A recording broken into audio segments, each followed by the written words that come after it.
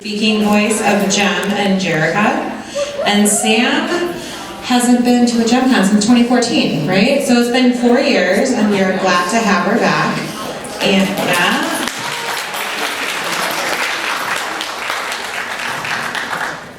And Sam is going to get started. Thank you. Hello, everybody. Good morning. Good morning. Good morning. Are you all sleepwalking like me? I need a Starbucks as tall as my heels right about now. Oh my gosh. So there's no one moderating this, right? We're just kind of it's a free for all sort of fun dialogue. Is that what's happening? Okay. Well, thank you so much for having me. I haven't been to JemCon since 2014. It was in Toronto, the last one I went to, which was super. And I'm just always blown away at the love and dedication. Good morning, Christy! I love that JemCon is reuniting the cast and the people that have worked on the show. Because if it weren't for JemCon, I don't think that would be happening. I mean, you know, I know that Charlie Adler does shows and Sue Blue does things, but it's always like we're in different parts of the country and different weekends. So JemCon has just brought everybody back together, which has been pretty amazing. So yeah, I'm happy to be here. I'm feeling truly outrageous. I have my pink hair on today. I took a feather out of the drag queens world because I did my hair pink, like really pink, and bleached it, the whole thing for years, and it ate my hair finally. So I was like, what are the drag queens doing? Their hair's always amazing. They were like, lace front wigs, girl. So this is my world of the lace front wigs that I've just entered into. It's awesome. So how many people here have never been to JemCon before? Oh my gosh! Oh my goodness, that is so awesome! I'm so excited to see new faces that have never been here. This is like the hardcore Gem family that you will never get rid of. FYI, you know. Yeah, the fans that absolutely love all the merchandise, the dolls especially, and the fans that know everything there is to know about the cartoon more than I do. Like the Wikipedia, the walking Gem Wikipedias. So, you may be wondering why I have all this stuff here.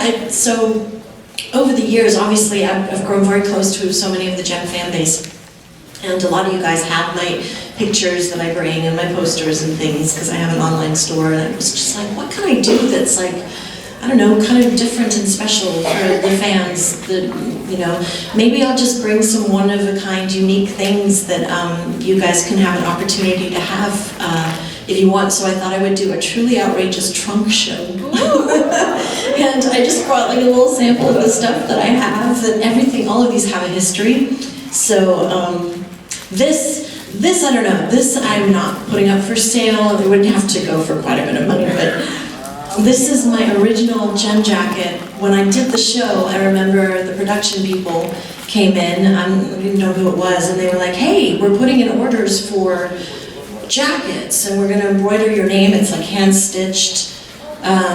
Would you like one? Pink one with black on the inside, or black with pink on the inside? And I got one, and this is it. And it's been with me all these years. I've moved like 19 million times. I'm shocked that I still have it. I was so happy it didn't get lost. And yeah, and it walked all around with me yesterday at the Rock and Roll Hall of Fame. How many of you guys went to the Rock Hall yesterday? How cool was that? What was that? 2 days ago. It was 2 days ago, thank you. Yes, it's like a blur, you were right. It all feels like a blur to me. It's like one never-ending party. I love it.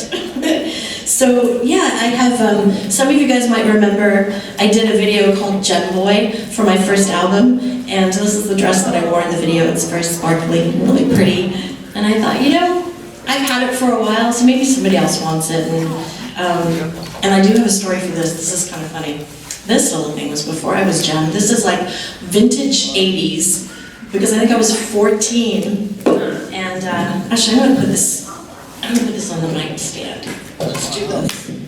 Hold on. Jem will be right back. Yes, Jim.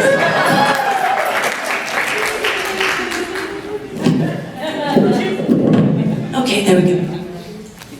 So, this is so funny. I found this in my stuff and I was like, oh my God. So I was like 14 or 15 in junior high school and I would sing in all the talent shows. And this year I was singing Out Here on My Own from Fame. You know that song, Sometimes I Wonder. So I decided to wear this fabulous little number with hot pink tight spandex pants. I don't know what I was thinking, I just really wanted to be cool. And then I kind of saw myself in the mirror before I was supposed to go on stage and I completely had a panic attack and I was like, oh, I don't think I should do that. Like there were moms and dads out there and I just like freaked out. And I remember, I'm never late for anything and my teacher had to come in and find me and I was like hiding in the women's bathroom, like afraid to go on stage because I was like completely in heels. And I was like 14 or 15, you know, I probably had no business wearing this, but anyway, I went out, I did my song, nothing terrible happened, but that is my little top that I wore, and it's pink, and I find that kind of funny and ironic. It's before Jen. And also my little, if you guys have if you own the DVD box set from Shout Factory, we all got interviewed for it. And this is my dress that I wore in the interview, and also the dress that I wore when I met Britta Phillips for the first time, the singing voice of Jem. And that was so cool to finally reunite with her, and yeah, just so many incredible memories with JemCon. I just feel blessed. It's so cool. I never would have imagined all of these years later. You know, you kind of hope that you're gonna do something. You're gonna do work that makes a difference. But to be here all these years later, getting to talk to you guys and to still see all the love that's in these rooms for this show is incredible. I know Christy feels it too. It's like, it's surreal. You just have to kind of pinch yourself. It's pretty cool. So, anyway, so I just kind of wanted, you're probably wondering what all this was. That's what it is. And I handmade that little box there. I gemified it. And we're going to do a silent auction. So just come and ask what it is. We'll do like a starting bid and then we'll just put, Ken's really good at that stuff, so I might wrangle him to help me with all that. But anyway, that's that. So anybody want to ask any questions about what it was like working on Jem, or? Don't be shy. Yes? Did you guys like have a wrap party when the show ended? No, we didn't, but we did have a welcome party. We had a huge event. Christy, do you remember that event? The one that was at the Century Plaza Hotel? And, yes, you know. And Sister Sledge played. Yeah. I remember trying to dress as much like Jem as I could. Oh my God. Yeah, it was kind of, and they have a beautiful invitation, which I still have. It's this gorgeous embossed, like Jem embossed invitation, and it's like, Jem will be sad if you don't come to her party. Congratulations to Jem on her new television show, and it's fantastic, this invitation that we got. And I remember going there and just, like, I didn't really understand what was happening, to be completely honest. I was just like, I guess I'm in for a ride. I don't know, I'm just gonna suit up and show up, as they say.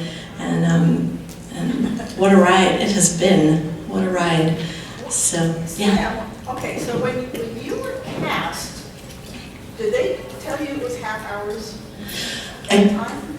I don't remember. I don't remember, because I feel like the fans have filled me in over the years of like what it initially was, and then, because all I kind of remember, maybe, I kind of remember like 13 episodes, and then we got picked up, we kept getting picked up, and I kind of remember that. But yeah, it's been so many years, it's hard to keep all the facts straight. That's why you guys are so helpful. I'll post stuff on Facebook, I'll be like, I'll need like information for something, and I'll type out a question, and there are like 40 responses, you know, everybody knows the answer. I'm like, you guys are amazing. It's so awesome. Oh my gosh. Have you guys heard Garth's remixes of the Jem music? He's like super talented. He takes the original Jem and Misfit songs and remixes them. And my favorite is Laura. What's the one? Oh my God, the episode where Laura's on drugs. Yeah. and she's like, I'm a bird, I can fly. And it's like, Laura. And it's so funny, that's my favorite one, it makes me laugh so hard. So if you guys haven't heard his remixes, you gotta hear them. Some great ones. And he's like mashed up some of my music, because I'm a singer-songwriter myself, and he's mashed up, like my song Hands on Me is a mashup with something else, and it's so good. Like, you're really clever. Ari. Everybody, this is Ari Gold. He is the singing voice, the original singing voice of Bonnie from JemCon. And this is Ari's and I first show together. We've never been to a JemCon. We've been trying to make it work. We finally did. Yay. I'm sorry I was not up for your meditation. I was meditating, sleeping meditating this morning. Sleep is important. Yeah, I was up way too late. I wanted to know if you remember the first episode you ever saw. I do, yeah, I do. I got up early on a Saturday morning, which was very unlike me, to watch Jem, because this was obviously before the days that you could DVR or watch it on Netflix or put in your DVD. It was like you had to watch it when it aired or you would miss it. So I got up and I watched it, and I think what was so amazing to me is that when I did the show, so my component was voice actor, and it was all separate machines. The animation was a separate machine, the voice actors was a separate machine, the music was a separate thing happening, and to see it all come together, when I saw the theme song with the animation, it really hit me. Like, oh my gosh, whoa, you know, I wasn't expecting. I mean, I was hoping it would be fabulous, but it was so much more fabulous than I ever dreamed. And yeah, I really do remember that, sitting in my little apartment that I painted purple. Do you remember because I could. Do you remember the episode, or which one you saw? I think it was, no, I don't. I don't remember the episode. Yeah. And did you continue to watch it, or? On and off, because my sleep was so important to me. It still is, yes. But and so then eventually you went and you watched obviously. Yeah, eventually I binge watched. Absolutely, yeah. And I felt like I owed it to the fans too, to really relive it, as everybody has been reliving it through the different mediums, like when it came out on DVD and people would reference things, and I was like, I don't remember. I was like, that's not good enough, Sam. Like, jump in, the water's fine. Like, come on. You need to start like revisiting this and relearning and reacquainting myself. So yeah, and it was just so fun to watch it. Kind of watch it as a fan, you know. It's obviously I read the script, I was in the dialogue, it was my voice, but to watch it all in its wonderfulness was just so much fun. It still is fun. Did you have a lot of new memories while watching it over again? Like, yeah, like things that I didn't think I remembered. They're so weird. I don't know why this specifically is a memory of mine, but Charlie Adler, I used to love to watch him work. Because Charlie Adler plays Eric Raymond, of course, named after Christy's brother, who was here this weekend. So cool. I must be tired because I can't remember what I was saying. you love watching his work. Oh yeah, thank you. So there was a scene, and it's very early on in the show, where there's going to be an explosion at Starlight House. I remember, like standing next to Charlie. Bomb! And then Eric Raymond's like, it's a bomb! And I don't know if I wasn't paying attention for a second in the studio, but I just really remember him like delivering that line. And sometimes we would do what's called a wild read, we'd do wild lines, so he would do, it's a bomb! And then Wally would be like, great, do 3 wild takes. And so he'd be like, it's a bomb! And he'd like switch it up and change it 3 different ways. So that definitely must have had an impact.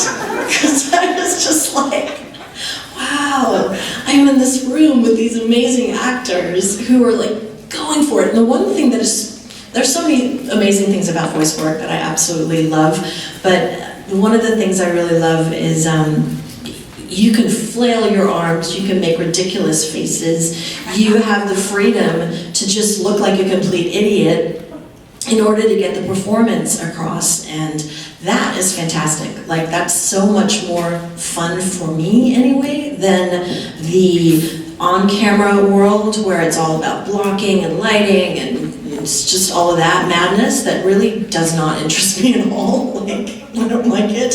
I just love the freedom. Maybe it's because I'm a performer, a singer.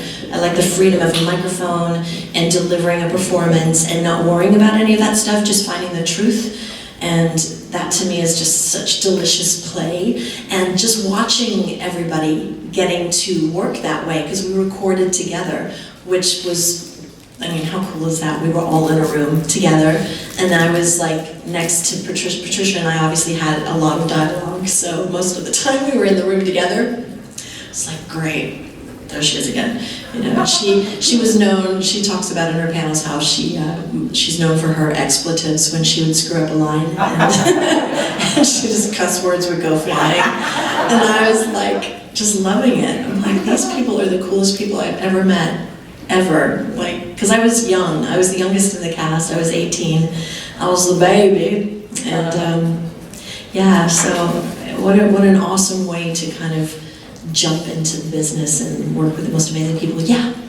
I was wondering, as a voice actor, like some of the episodes, there would be clear, large chunks of Jericho being on screen versus Jem, but some she would switch back and forth Right. after 20 seconds. And as a voice actor, did you change your thought process when you were speaking as one or the other? Yeah, it's so similar, obviously, because we're supposed to suspend our disbelief, you know, so I mean, obviously it's the same person with different hair color, but there were slight differences. I mean, for me, it's strange. I liken the Jem and the Jerica very much to my own life. I really identify so much with both characters because Jerica, being an indie artist, you have to, like, you know, you're wrangling all of the business components of it, and it's like, do the social media and return phone calls and plan this and book the travel and rah rah rah, and like be Jerica, head of your own publishing music company, which I'm head of my own, you know, I am that in my professional world. And then it's get out on stage and be Jem. So Jerica for me was always like a bit more stressed out.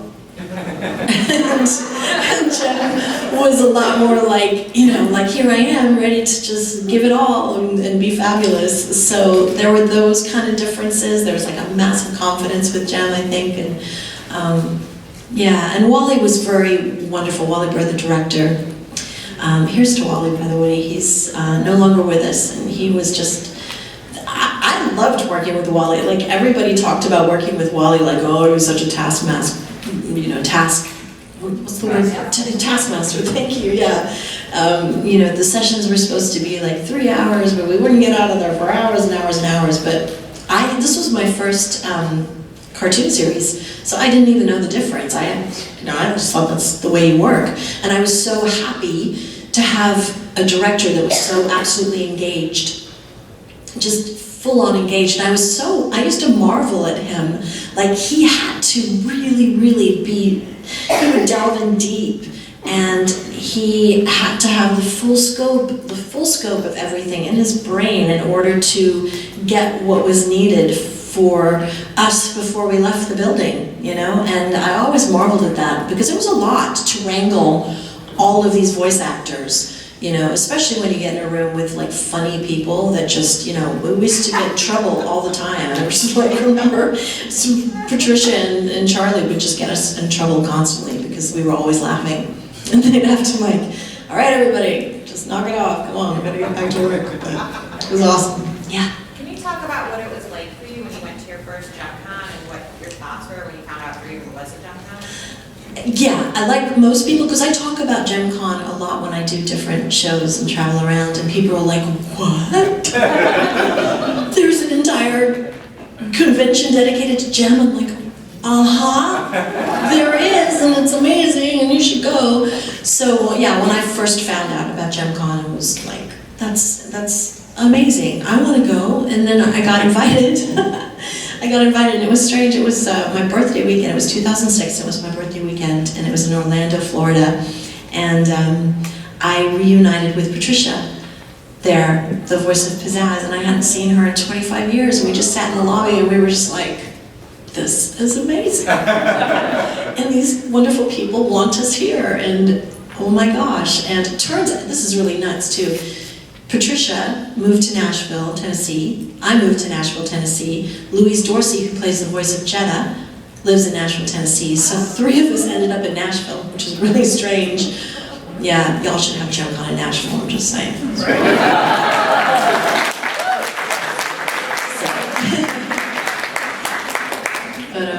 Yeah, it was a wonderful experience, and Jeff X, oh my gosh, Jeff X, boy does he have a story now. He was, I remember him moderating our panel, and he survived the Pulse shooting and got shot like 4 times in the bathroom stall.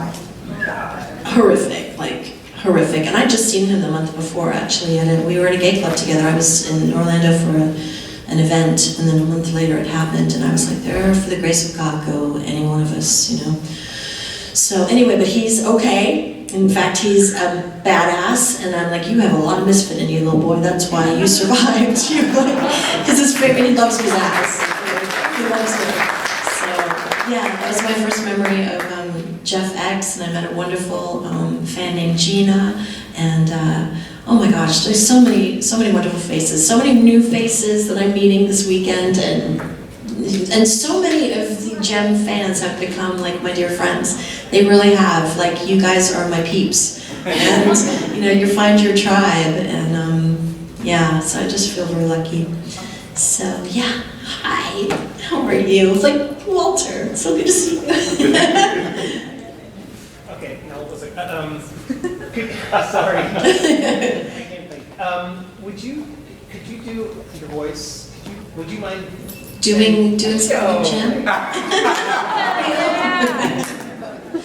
Rio, we need your help. The rocket roadster, it's hanging off the edge of the cliff.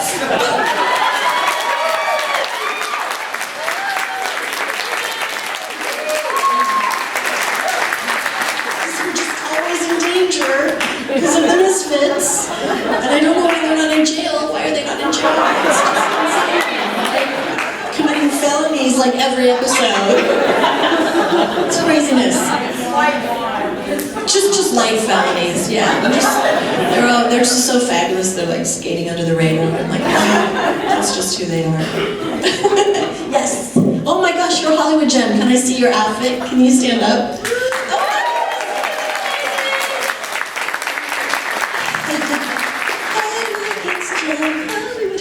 Okay, so my question has probably been established, and I'm just an idiot and don't know this, but being that you were 18 when you were playing the role of Jem Jerica, but the fact that she was an adult in the fact that she worked at the music industry, has it ever been established how old Jerica actually was when the show first started?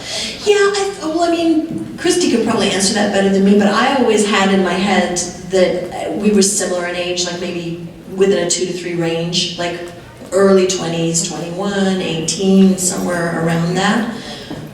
Yeah? I see her as, we didn't establish specific ages, kind of stayed away from that, other than the fact that Kim was younger.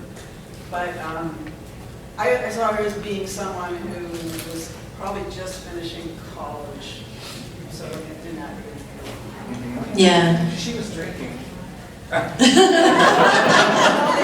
we could not let them drink. Really? She wasn't? No, I couldn't let them drink champagne, I couldn't let them do anything like that. Kids cartoon. Yes.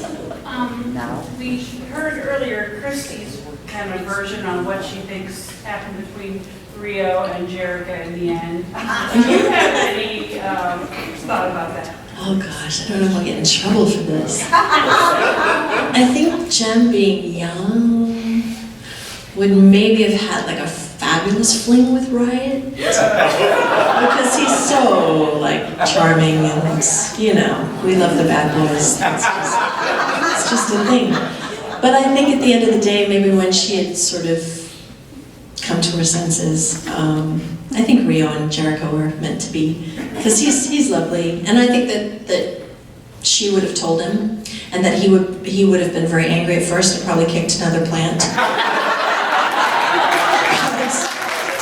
But then he would have like become her biggest ally and her biggest friend, and she probably needed needed that because the Misfits they were onto her, you know? They were onto her. So that would be my take. Yeah. Any other questions? Yes, I like your hat. Why, thank you.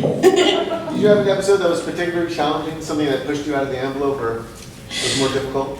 I would, one of my favorite episodes is Out of the Past, where I got to play, isn't that so beautifully written? Yeah, just beautifully written, and I'd never played a child before, so having to do a really young child, like Jerica is like a 10-year-old, was challenging. You know, I didn't know if I could do it, but it's amazing the kind of things where you're just thrown in the deep end. This is what you're gonna do today. Like, okay.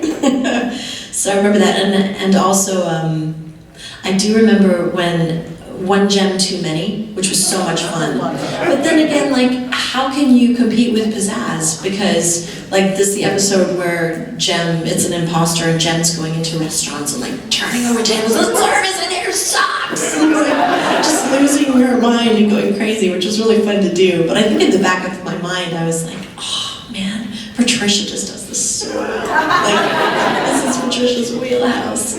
So maybe it was a confidence thing. But when I watched the episode, I'm like, it's pretty funny.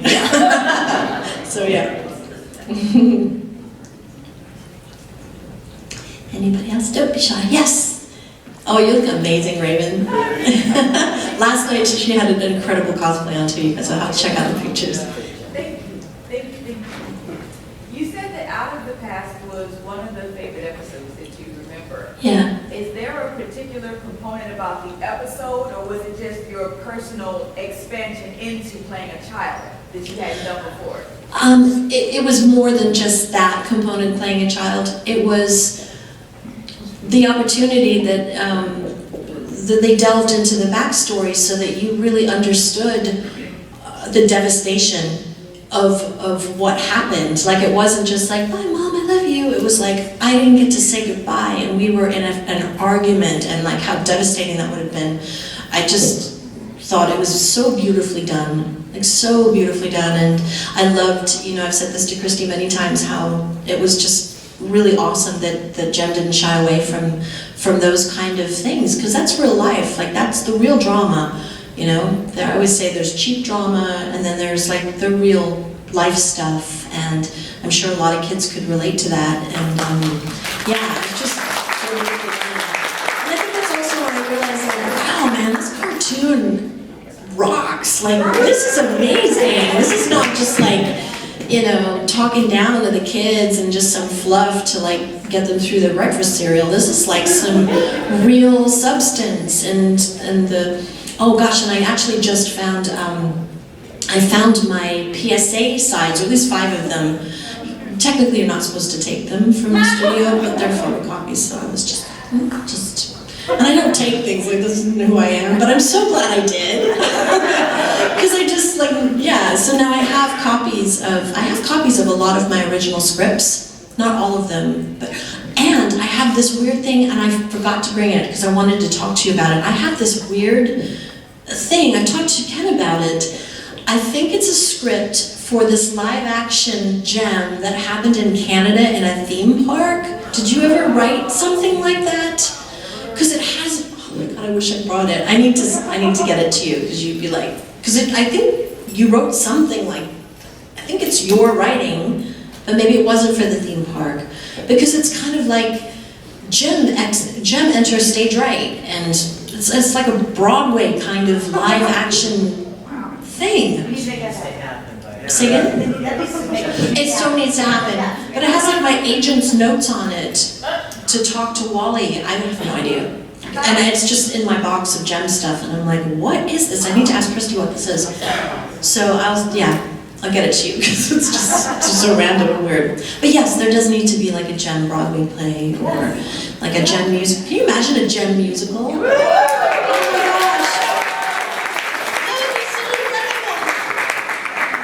I often say that Jem, like, this show has legs and pink sparkly tights. Like, this show just keeps going and going and going and going and morphing into a million crazy things. Oh, I did bring something with me. I know a lot of people, okay, so this is for the fans that actually really enjoyed the movie, the Gem and the Holograms feature film. And Hasbro gifted me a backpack with the original logo on it, and I've got my original script that they gave me, they call it the sides, that they gave me when I got to the set, so I have those, and it's like a big movie bundle of stuff that I have from the feature film. So if anybody is interested, I'll have that at my table. But I know it's a very contentious subject. I tell you, I have never been in a more awkward position in my life. It was like, I just didn't know what to say. You know, because when you're invited to do a movie and it's Gem, you're gonna say yes, right? I mean, because I didn't know what was to come. I just wanted to show up and be a part of and represent the original Gem. That was my job. So hopefully, you know, down the road that they'll do something. They'll maybe do another series based on the comic books, and who knows what's on the train. Yeah. With that movie. Yeah. After it was so unwell Right. received. Did the creators of that ever come out and say, sorry? No, they didn't. No, because, you know, I think... Actually, they did. They did to you? Well, no, Jason Blum from Blumhouse Productions. Yeah. Not too long ago, a number of months ago, finally did admit that they screwed up on the movie. Wow, that is so huge. That is so huge. Yeah, because, you know, I really, and I know people get mad at me for this, but I really have to defend John Chu because I know that he really loves Gem. Like, he grew up with Gem. He's a Gem fan himself, and he apparently was just cut off the knees. He couldn't do the things that he wanted to do. It was constantly like, no, you're going to do it this way. And I think if he had been able to fly, like a lot of the original people that worked on Gem that were like, here's Gem, go do your magic, then it maybe would have been different. But the way I like to look at it is there is a multiverse. There's a Gem multiverse, and it's like we have the Gem comics, and we have the original series that will always be with us, and then we have Robot Chicken Gem. We have the movie Gem, and we have like incredible Gem fan art. Like if you go on DeviantArt and you type in Gem and the Holograms, oh my gosh, like incredible homage to Gem. We have the drag queen Gem culture. I've seen the most amazing drag queen Gem performances, like incredible. And the movie dolls are stunning. I want to take them home in my backpack. I promise I won't. But I want, they're gorgeous, yeah. And then we have Jizz, their children.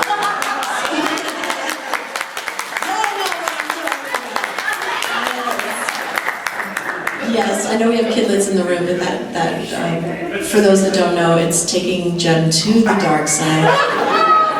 If you ever want to go down that rabbit hole, I'm just saying be prepared. Maybe have a shot of tequila before you do that, and you'll be fine, but just I'm warning you. But it's awesome. I mean, it's in its own twisted, it's so twisted, but you can tell he really loves Gem. Like he really, really does, and it's awesome. So anyways, yeah.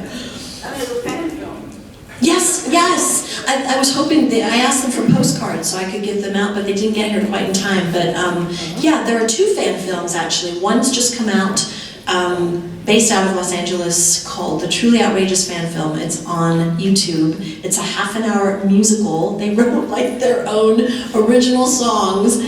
It's fantastic. I absolutely enjoyed it. And then there's another one out of, it's not Brazil, it's Spain, yeah, called Misfit Sized. And it's fantastic too, and you can also find it on YouTube. So it's just beautiful homage by the fans that have like busted their butts to put something out there, and I love it so much. It's just get such a kick out of it. You're like, oh my gosh, here it goes again. There's another breath of life into this beautiful, beautiful show. So yeah. Yeah. What was your favorite Gem outfit?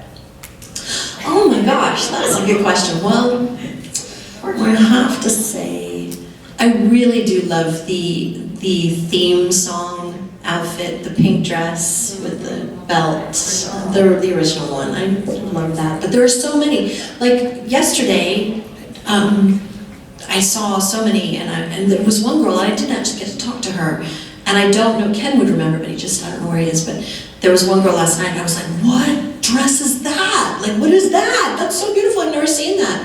So, I don't know, I'm gonna like take a gander around the doll room and get educated about all the different outfits. There's just so many. Glamour, glitter, fashion, and fame. Anybody else have any questions? Yeah. Yes. And when you started with the new episode, did you have the leisure to say, could I do this like this, or could it change like that, or was the script edited? I mean, the script was pretty much what it was. Obviously, they want you to bring yourself to the read, and then sometimes you get an opportunity to just try stuff, and sometimes they keep it and sometimes they don't. But Wally very much had a vision for what he wanted, and so most of it was pretty thought out. But yeah, there definitely were those moments where you could, So when recording for animation, did you ever have to go in sync with images that were already there? No, not for Gem. I've had to do that for different projects, but not for Gem, yeah. Because it was all done separately, so they animated to our voice work. Yeah, afterwards. Yeah, I know there were some questions in the back. Hello, all the way in the back. Hi. Which one? Yes, you. Yeah. Hi, this is not really Gem related, but have you been approached to do any voice work on any other cartoons like Steven Universe or anything like that? Oh my God, I'd love to work on Steven Universe. Yeah, I heard that. I know. I did. They were like, oh, you know, how many people you want to see on the show, and I did put your name in. Oh my gosh, yes, you guys should always. I mean, I don't live in Los Angeles anymore. Obviously, I live in Nashville, but the voice industry has changed so much. I mean, we used to laugh about phoning it in, be like, oh, they phoned it in. But now, literally, that's what you do. You feel like you have a phone patch and you can record anywhere in the world. People record their voiceovers. I'm in a hotel in Paris on my laptop and I'm sending in my audition. And like, it's crazy. Technology's changed everything so much. But yeah, I met, oh my gosh, she's gonna kill me. I've met her, I know Whammy Ba, like, she's from Steven Universe. Yeah. Amethyst, yeah. Yeah, Amethyst, and I did a show with her, and I drove her back to her place she was staying. It's a long story, but anyway, we were in the car for like hours and we bonded, and she was awesome. But yeah, she was like, we need to get you on the show, and I was like, I would love that, because I think it's very Gem-inspired in a lot of ways. It definitely. Yeah. Our trivia name is Crystal Gems and Holograms. So that's just crazy. Yeah, she needs to make an appearance. So Yeah. that would be awesome. Thank you. Yeah. Yes, you in the back. Hi. So do you ever have a point after Gem was there where you kind of wanted to distance yourselves from the Gem thing and kind of be a grown-up and not be seen that way? And then like that evolution is what you're doing now, like you're drawing the covers, and selling a lot, and you're really embracing it now. Was there a point where you weren't? Yeah, you know, I never didn't have love for the show at all. There was never a moment that I wasn't proud of it at all. This thing called show business is so tricky. It's really, really tricky. But, so it has changed monumentally since the advent of the internet, so where someone like me can, I don't necessarily need the gatekeepers anymore. Like, you can be an indie artist and you can find your fan base and you can carve out your niche and have success that way, but it didn't used to be like that. It used to be like, you need to be under 30 years old and you need to, I mean, just, it was insane. Literally can make you insane. And so there was a point, I think, in my early 30s where I thought, I better not talk about this because they're going to figure out how old I am and I'm never going to get a shot. And it was so sad. It's like, it's awful. But that didn't last long because I finally was just like, you know what? I'm going where the love is. I'm going where the love is. I just thought, like, universe, you figure it out, because I want to be genuine, I want to be authentic, I want to go where the love is, I want to embrace this wonderful thing that I was a part of, and let them do the math. I don't care anymore. And, you know, so, yeah, and thank God the whole business started to change, and You know, I just love there are so many musicians out there. They're just doing their thing, and their fans really don't care that they're not under 30. In fact, they probably like it because they've got more to say, and you know, write better. They have a voice. And, yeah, thanks for the question. Anybody else? Yes. Yes, you. Hi. Hi. Cleveland, all of you. Thank you so much. My friends in Australia are going absolutely ape that I'm here. So, and this comes back to a subject we were on earlier. How was the show received overseas? And I'm directing this to all of you. How was the show received overseas at the time you were making it? Well, that's the thing that's so been a new discovery from, I'll speak for myself personally, because I think had we had social media at the time, we would have been able to completely take the temperature of what was happening all over the world. At the time, I had no concept. I don't know why. I don't know why I wasn't informed of that. Like, this is being beamed out to millions of kids every day, and it's also in South America, and it's in Europe, and I just didn't get it. I don't know why I didn't get it, but I really didn't. And I've been blown away over the years finding out. Like, there was a fan that like built a site in Russia. I was like, what? And people that, you know, were army brats that were like, we had 3 channels and Jem was the one cartoon that they showed, and I lived in like some crazy place that nobody goes, and I'm like, I can't believe you know Jem. Yeah, so it's been an ongoing discovery, realizing that there are fans all over the world, which is just incredible. I heard that there's Jem talcum powder over there in Australia. Like, I saw it. There's a fan that's in Australia, and she has the most amazing, epic Jem collection. And I spied Jem talcum powder on Instagram, and I'm like, what? Jem talc? And she's like, yeah, we had it in Australia. Oh, I didn't know that. So crazy. One more question? Okay, yes. You look amazing, by the way. I love your, and this first year JemCon? Yeah, what's your name? Jen? Nice to meet you, Jen. You've probably been asked this question a lot of times. That's okay, that's why we're here. All the time, but yeah. You're such a lovely presence on Instagram, and you're such I think a lot of the reasons growing up why I love Jem, I think you really do embody so much of that, and I just wanted to know from you, like, what parts of Jem herself and Jerica do you connect to? That's such a sweet question. Thank you so much. Apart from stealing script sides from my auditions, I'm a pretty good girl. I really am, and I think that's what I loved so much about Jem, about this character, is that she genuinely is a nice person, and she's rooting for the misfits too. As evil as they are to her, she really is just like, oh God, you know, like, I want to root for you. I want to be like, I could be your cheerleader. We could all just have a great time. She's got that endless sort of well of love and compassion, and I think she's smart, and she tries to enroll everybody in finding a common ground. And I relate to that, I really do. And I was made fun of for that growing up, because there are a lot of mean kids out there, you know, but somehow I feel like I managed to just try to stay true to who I am, and then I just was lucky enough to land this beautiful role, which has given me permission, even more permission, to kind of live that. So Jem reminds me to be my authentic self.